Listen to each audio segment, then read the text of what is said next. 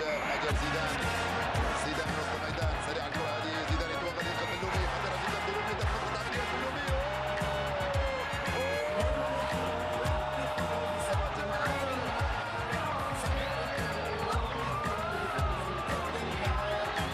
سلام.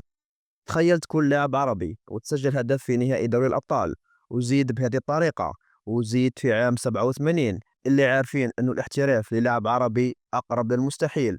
وثاني الهدف تاعك على نادي بايرن ميونخ، أكيد راح تتخلد في التاريخ. واعترافهم بأسطورية تاعك يسموا عليك شخصية في رسوم باش تتخلد وتكون قدوة في عيون الجيل الصاعد. كامل عارفين أنه حتى لو كنت لاعب محدود، ممكن لقطة واحدة تخلي التاريخ كامل يتذكرك بها. مثلا هيجيتا، كولومواني، بانينكا. وصاحبنا ربح خلد روحه بواحد من أفضل أهداف دوري أبطال أوروبا. بصح السؤال، واش وصلنا من هنا لهنا؟ الو بورتو. ربح ماجر لاعب أسطوري محليا أو حتى عالميا. كأس العالم 82 يشهد، ونهائي دوري الأبطال 87 ثاني يشهد. محلل ممتاز في قنوات الجزيرة الرياضية، على بالي اسمها بيان سبور، نقصد ديك الفترة سكتنا يا مثقف. المهم، كان فخر لكل جزائري سواء يحب الكرة ولا لا. بصح مسيرته كمدرب خلاته رجع ميمز. بصح اسكو الغلطة منه هو والله من الاتحادية والله كان سبة أخرى؟ قبل ما ندخلوا في هذه المعمعة، خلينا نحكوا على الفترة الذهبية لربح ماجر، واللي هي كلاعب.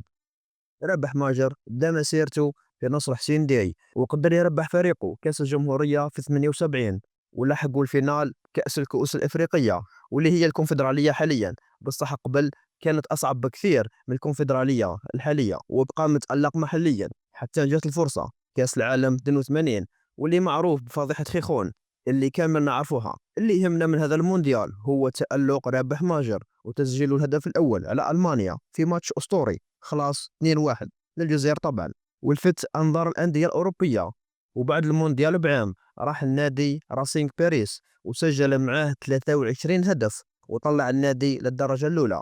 بعدها بعامين راح للدوري البرتغالي ولعب في نادي الو بورتو. المهم. وبلا طول السيرة رابح وصل مع بورتو لنهائي دوري الأبطال، وماشي غير لعب، لا ربح، وماشي غير ربح، سجل في النهائي. ومش أي هدف، هدف من الأعظم في التاريخ، هدف أيقوني محفوظ في ذاكرة البطولة ككل. بعد هذا التألق راح يلعب بطولة الانتركونتيننتال، واللي تعادل حاليا بطولة كأس العالم للأندية. تلعب ماتش أسطوري راحوا فيه للأشواط الإضافية، ورابح كالعادة لعب دور المنقذ وجاب هدف الفوز في الدقيقة 110، وربح فريقه الكاس لأول مرة في تاريخ النادي. وبعدها راح النادي فالنسيا على سبيل الإعارة، لعب 14 ماتش وسجل بالك 4 أهداف برك. وبعدها تنتهي الإعارة ورجع النادي الو بورتو. وبقى معاهم حتى عام 1991 اللي انتقل فيه النادي قطر القطري، واللي لعب معاهم موسم واحد برك واعتزل بعدها كرة القدم. هذه مسيرته مع الأندية. أما مع المنتخب كانت مسيرة هائلة للأمانة. هذا دلالة على تطور الكرة السعودية. كما ذكرنا سابقا، رابح لعب في مونديال 82 وسجل في مباراة الافتتاح قدام ألمانيا اللي وصلت النهائي بالمناسبة. وبعد مؤامرة خيخون خرج المنتخب من الدور الأول.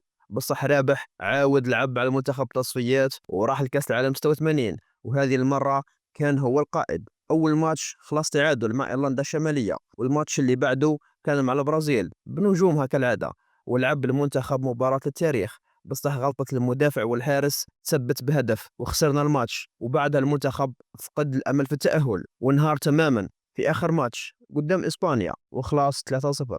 هذه تقريبا مسيرته كأس العالم. بالنسبة لبطولة أفريقيا مع ربح ماجر كانت متذبذبة، بصح بالنسبة لي أنا كانت مسيرة ناجحة جدا جدا. هذا دلالة على تطور الكرة السعودية.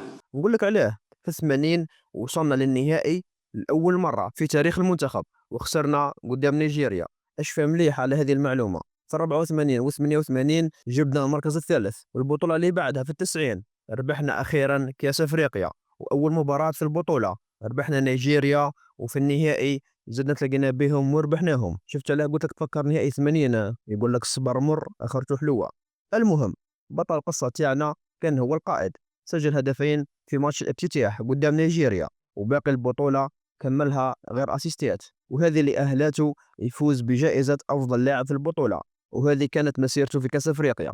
شوف عنده إنجازات واحدة أخرى نذكرها معليش. ربح مع المنتخب الميدالية الذهبية في دورة الألعاب الإفريقية في 78، وصل للربع نهائي في أولمبياد موسكو 80، وفاز مع المنتخب ببطولة كأس الأمم الأفرو أسيوية في 91 بعد ما ربحنا على إيران.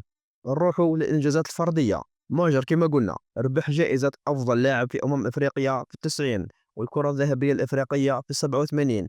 هذه مسيرة عظيمة، أي لاعب حاليا يحلم بنصها برك، فما بالك في الثمانينات واش كانت تسوى هذه المسيرة. بصح واش وصل أسطورة كما هذا يولي ميمز ومجال السخرية، وتوصل بالجمهور انه صفر عليه في الملعب مع انه كان جاي يتفرج برك. رابح ماجر حاضر هو آخر اليوم فوق المدرجات يتابع. انا نقول لك تشوف في بدايه الفيديو كما قلت لك لقطه واحده قادره تدخلك التاريخ، للاسف لقطه ثانيه قادره تمسح تاريخك كامل. اللقطه هي توقيع رابح ماجر عقد تدريب المنتخب في 2017.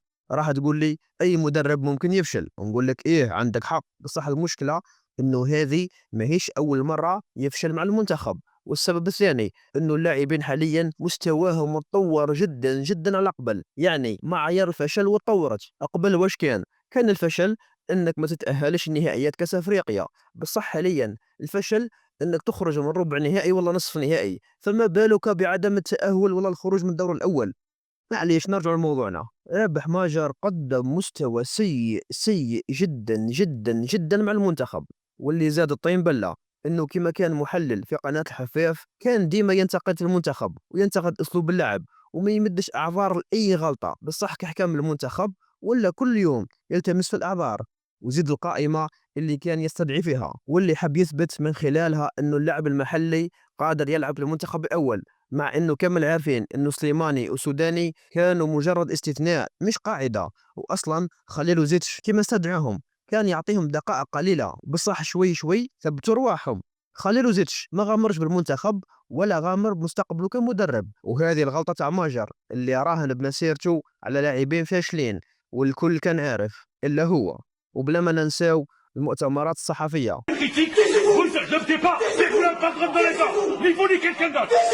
خلاص هذه القطرة اللي فاضت الكاس وبينت انه ما عندوش عقلية مدرب محترف. شوف مانيش ندافع على الصحفيين تاعنا لاني مستحيل نوقف معهم، كامل عارفين مستواهم المتدني، بصح اذا عمت خفت كما يقولوا. المؤتمرات الصحفية ديما فيها استفزاز. شوف غوارديولا، مورينيو، كلوب، انشيلوتي، فليك وغيرهم كامل كل ماتش يتعرضوا للاستفزاز، بصح لازم على الأقل الرد يكون بدون عصبية، لأنه ما راكش تمثل شخصك، راك تمثل في منتخب بلاد كاملة.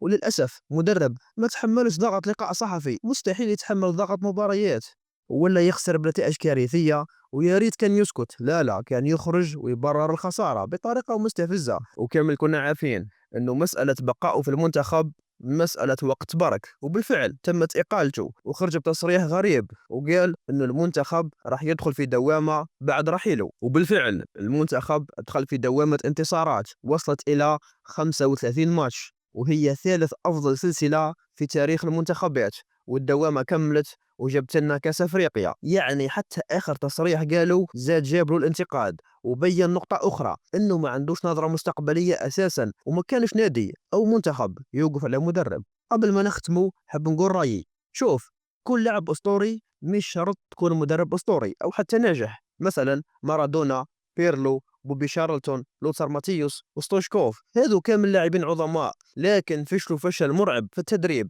الفرق بينهم وبين رابح انهم تقبلوا فشلهم، لكن ماجر يمسح الموسي اي حاجة، بصح مستحيل يخرج ويقول انا نتحمل مسؤولية خسارة. مثل غوارديولا، انشيلوتي، مورينيو، كلوب، فليك، والقائمة طول. اخيرا رابح ماجر بنى تاريخ اسطوري برجله وهدم تاريخه كامل بلسانه. يلا نتلاقاو الحلقة الجاية ان شاء الله. الى اللقاء.